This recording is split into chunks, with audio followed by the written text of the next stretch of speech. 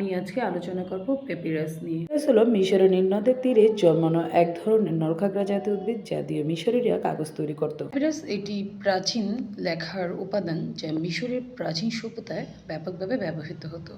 প্রায় 4000 বছর পূর্বে থেকেই পেপিরাস মিশরীয় সভ্যতায়, গ্রিক ও রোমান সভ্যতায় ব্যবহৃত হয়ে আসছে। বিশেষ করে এটি নীল নদের তীরে প্রচুর জন্মাতো। প্রথমেই পেপিরাস যে উদ্ভিদ আছে সেই উদ্ভিদের ডাঁটাগুলো কেটে নেওয়া হতো। তারপর ডাঁটাগুলো পাতলা পাতলা ফালি করে কেটে তারপর পাতলা ফালিগুলো একটা আরেকটার উপর আড়াআড়িভাবে সাজানো হতো। এরপর সাজানো যে স্তরগুলো ছিল সেই স্তরগুলো একসঙ্গে চেপে শক্তভাবে আটকে শুকানো হতো।